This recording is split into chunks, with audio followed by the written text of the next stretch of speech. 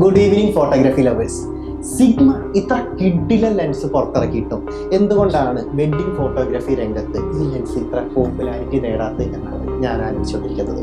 അതെ, വളരെ കാലങ്ങളായിട്ട് ഉപയോഗിക്കാൻ കൊതി തോന്നിക്കൊണ്ടിരിക്കുന്ന ഒരു ലെൻസാണ് ഇന്ന് എൻ്റെ കയ്യിൽ കിട്ടിയിരിക്കുന്നത്. സിഗ്മയുടെ 2845 1.8 DGPL 28mm മുതൽ 45mm വരെ 1.8 കൺസിസ്റ്റൻ്റ് ആയിട്ട് ഷൂട്ട് ചെയ്യാൻ പറ്റുന്ന ഫുൾ ഫ്രെയിമുകൾക്ക് വേണ്ടിയിട്ട് പുറത്തിറക്കിയിട്ടുള്ള ലോകത്തിലെ ആദ്യത്തെ ലെൻസാണ്. ഇതൊരു ചെറിയ ലെൻസ് അല്ല, കുറച്ച് ബിഗ് ആയിട്ടുള്ള ലെൻസാണ്. 18 എലമെന്റ്സിൽ 15 ഗ്രൂപ്പുകളായിട്ടാണ് ഇതിന്റെ ലെൻസ് കൺസ്ട്രക്ട് ചെയ്തേക്കുന്നത്. 950 ഗ്രാമോളം ഇതിന്റെ വെയിറ്റും ഉണ്ട്. സിഗ്മയുടെ ഫ്രെയിം ലെൻസുകളിൽ വരുന്ന അതേപോലെ തന്നെ ഇതിൽ 11 ബ്ലേഡ്സ് ആണ് വരുന്നത്.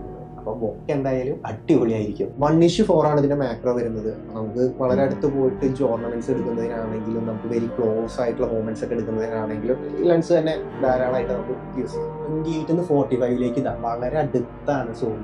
അതായത് ഇവന്റ് ഒക്കെ ഷൂട്ട് ചെയ്യുമ്പോൾ പെട്ടെന്ന് സൂമിലേക്കും സൂം ഔട്ടിലേക്കൊക്കെ പോകണമെന്ന് വെച്ചാൽ വളരെ ഈസി ആയിട്ട് ഇതിൽ നിന്ന് തന്നെ ടക്കട്ടക്കയിൽ നിന്നിട്ട് സൂം ഔട്ട് ആക്കാൻ പറ്റും. ഇതിൽ അപ്പറേച്ചർ ലോക്ക് ചെയ്യാനായിട്ടൊരു സ്വിച്ച് ഉണ്ട്, കസ്റ്റം സ്വിച്ച് ഉണ്ട്, പിന്നെ ഓട്ടോ ഫോക്കസ് മാനുവലിലേക്ക് ചേഞ്ച് ചെയ്യാനായിട്ടുള്ള സ്വിച്ച് ഉണ്ട്.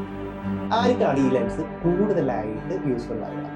ഒന്നാമത്തെ 2.8 ലെൻസ് യൂസ് ചെയ്യുന്ന ആൾക്കാർ, രണ്ടാമത് സ്ഥലപരിമിതി, നമുക്ക് അങ്ങോട്ട് ഇങ്ങോട്ട് നീങ്ങാൻ സ്ഥലമില്ലാണ്ട് അത്ര റഷായിട്ട് ഷൂട്ട് ചെയ്യുന്ന ആൾക്കാരാണ് നിങ്ങൾക്ക് 45mm ഫോക്കൽ ലെങ്ത് ഓക്കെ ആണെങ്കിൽ 1 പോയിന്റ് അപ്പറേച്ചർ തരുന്ന ഒരു അഡ്വാൻറ്റേജ് ഉണ്ടല്ലോ, ഇത് ഭീകരമായിരിക്കും. അത് പറഞ്ഞറിയിക്കാൻ പറ്റില്ല, നിങ്ങൾ എടുത്ത് നോക്ക്. പിന്നെ ഇതിന്റെ ഡിസ്ട്രോഷൻ എങ്ങനെയുണ്ട്, സൈഡിൽ നിൽക്കുന്ന ഫുള്ള് ഗ്രൂപ്പ് ഒക്കെ എടുക്കുമ്പോൾ ഫുൾ സൈഡിൽ എങ്ങനെ ഫോക്കസ് വരുന്നുണ്ടോ, ബ്ലറഡ് ആവുന്നുണ്ടോ, അങ്ങനത്തെ കാര്യങ്ങളൊക്കെ ഞാൻ കൂടി യൂസ് ചെയ്യുന്നുണ്ട്. യൂസ് ചെയ്തിട്ട് അതിന്റെ വീഡിയോ ചെയ്യാം.